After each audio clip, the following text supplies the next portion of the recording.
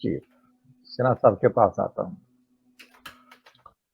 एक परिवार का वो है, काशी के मंदिर के कुछ 500 मीटर से आगे की दूरी पर कुछ मीट बेचने वाले थे।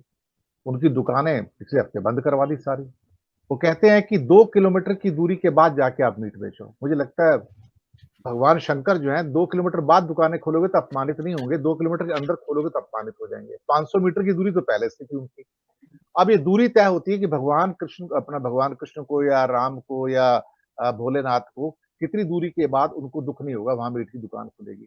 अरे भाई आप कामाख्या देवी चले जाओ ना वहाँ पे, आपको पता लगेगा वहाँ कौन-सी मीट की दुकान है। सारा असम मीट खाता है भाई, 99% लोग मीट खाते हैं। आप काली माँ के मंदिर में चले जाओ वहाँ पे, आपको आस-पास क्या 100 मीटर के ऊपर 100 दुकानें मिल जाएँगी वहाँ पर, सारी की सारी। भाई उनका काम यही है, उनकी तो देवी पूजा ही बिना मांस-मच्छी के पूरी नहीं होती। वो तो खाते हैं, देवी पूजा के अंदर खाते हैं।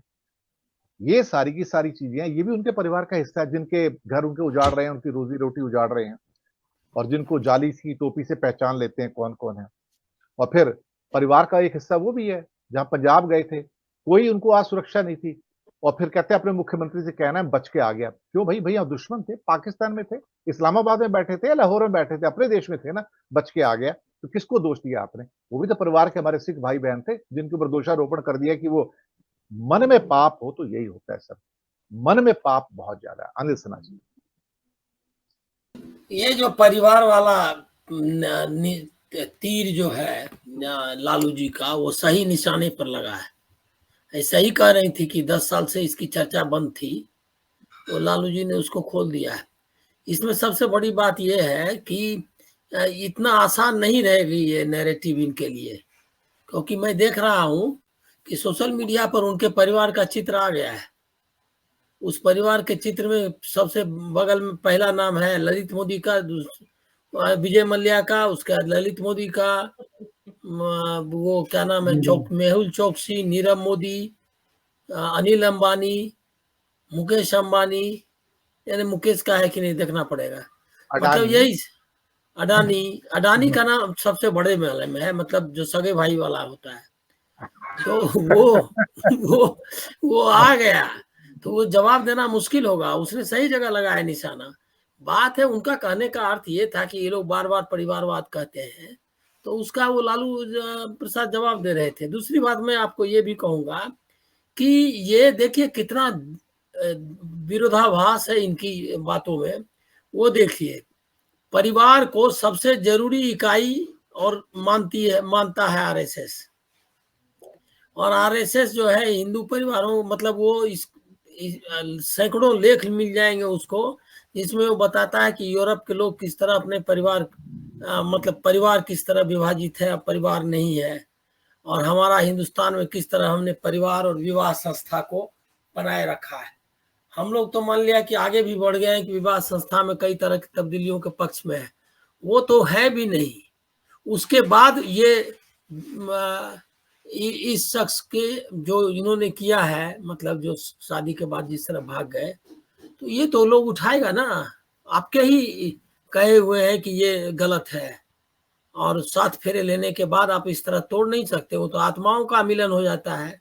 और मुझको लगता है कि इसको तो ईश्वर जो है बनाते हैं उनके उनके हिसाब से, तो फिर कैसे तोड़ सकते हैं। तो ये डिबेट शुरू हो गया है, और वो भी लोग बताएंगे कि ये इनका दावा जो है कि इनका परिवार है पूरा 140 करोड़ का, वो भी लोग मानने के लिए तैयार नहीं है। वो उनके जो असली परिवार वाले हैं उनके चित्र आएंगे। मैं इसमें जो सबसे जरूरी बात कहना चाहता हूँ वो ये है कि नैरेटिव सेट करने की इनकी कोशिश लगातार फेल हो रही है। और इन्होंने राम मंदिर के जरिए उनको नैरेटिव सेट करने की कोशिश की कि वो लोग राम विरोधी हैं, धर्म विरोधी हैं, हिंदू विरोधी हैं। वो जमा नहीं, वो कुछ नहीं। ये लोग लगातार कितना, बाप रे, पूरा मीडिया सब मिल करके अपने सारा नेता लगे रहे, लेकिन वो जमा नहीं। आज लालू प्रसाद ने एक एक मतलब एक लाइन में, मतलब छोटे ये में वो मुद्दा फेंक दिया, और ये सब जो है इस मुद्दे पर नाचने लगे। तो नैरेटिव सेट करने की, और ये आप देख चुके हैं कई बार राहुल गांधी करते रहे। तो अब ये पहले क्या होता था कि जो ये मोदी जी नैरेटिव सेट करते थे, वो नैरेटिव चलती थी, अब वो नैरेटिव उल्टा हो गया है, वो लोग नैरेटिव सेट कर रहे हैं। दूसरा एक एजेंडा सेट जिसको करना कहते हैं। दूसरी बात ये है कि ये क्या इनको फायदा करने वाला है? कोई फायदा नहीं होने वाला है, क्योंकि ये चाय वाला, ये 2014 मैं भी चौकीदार, ये कोशिश करते हैं कि किसी तरह ब्रांड अपने अपने नाम पे इलेक्शन करें, और ब्रांडिंग जो है रीब्रांडिंग करते रहें। और रीब्रांडिंग में ये है तो चौकीदार कहाँ गया? अगर ये परिवार वाला है तो चौकीदार किधर है? फिर चाय वाला किधर गया? सब जो ये चालू है। और वो जो भगवान का भक्त जो सीधे उसमें कैबिनेट ने, संसद ने पारित किया कि अनुष्ठान के लिए इनको भगवान ने चुना था, इस तरह का जो बयान है, कैबिनेट ने पारित किया इस प्रस्ताव को कि भगवान ने इस अनुष्ठान के लिए जो प्राण प्रतिष्ठा के लिए उनको चुना था, ये संसद और उसके रिजोल्यूशन में कहा गया है। और उसके बाद जो है ये इन्होंने ऐतिहासिक काम कैसे किया। लेकिन इतना बड़ा जो इतनी बड़ी नौटंकी जो थी धर्म के नाम पर, उसका नतीजा कुछ निकला नहीं। अभी वो लालू प्रसाद जी के कहने से पूरा बीजेपी, पूरी बीजेपी नाच रही है। और मैं भी क्या, मैं भी मोदी परिवार, क्या है मोदी का परिवार, वो चालू है। और सब जो उनका विरोधी है, परिवार में सबसे जो विरोधी उनका है, वो सबसे पहले डाला। नितिन गडकरी ने सबसे पहले डाला ये कि मैं मोदी का परिवार, और उसके बाद बाकी लोग डाले। अब किसने ये शुरू किया मतलब मालूम नहीं, सेंटर से कैसे इसका सर्कुलेशन हुआ और किस आदेश पर ये हुआ। निश्चित तौर पर आदेश गया बिग पार्टी का। तो लेकिन इन मुद्दों से, ये जो बेरोजगारी के मुद्दे हैं, बाकी जो मुद्दे हैं, ये मुद्दे दबेंगे नहीं। ये नैरेटिव जो है वो सेट नहीं, इससे कुछ होगा। आपको याद होगा कि हिमाचल प्रदेश का चुनाव में उन्होंने छाती पर हाथ रख के कहा था कि तुम जब जाना तो मेरे नाम के बारे में बताना कि मोदी ने कहा है कि मुझे वोट दो। और सब ये संदेश जो है आप ले जाओगे कि नहीं, मुझको लग रहा है कि इसी तरह से उन्होंने पूछ भी लिया था। तो वो जो है वो सभा में उन्होंने घोषणा की थी कि जाके सबको बताना है कि मोदी जी ने आपको वोट करने के लिए बीजेपी के नाम पर कमल छाप पर करने के लिए कहा है। लेकिन वो देख लिया आपने रिजल्ट। इसी तरह कर्नाटक में, बंगलोर में वो रोड शो आपने देखा होगा कि किस तरह लग गए कि एकदम अपने नाम पर और हनुमान जी का नाम लेकर के। लेकिन नहीं, ये सब चलेगा नहीं।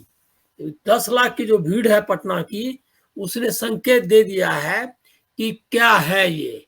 और वो भीड़ जो है वो सिर्फ बेरोजगारी के और महंगाई, सामाजिक न्याय, सांप्रदायिकता, इन्हीं मतलब धर्मनिरपेक्षता के मुद्दों पर जमा हुई थी। उसमें कोई राम मंदिर और रामलला और इनके किसी के नाम लेकर के या कोई पर्सनैलिटी कल्ट के जरिए नहीं हुआ। तो वो आप समझ सकते हैं कि लोग जो है किस तरह से अब मुद्दों के लिए जमा हो रहे हैं। और अगली अगर ये रैली अगर अखिलेश कर देंगे लखनऊ में, तो ये आपको पता चल जाएगा कि जो मैं भी परिवार हूँ, ये परिवार आपको बिखरता हुआ नजर आएगा।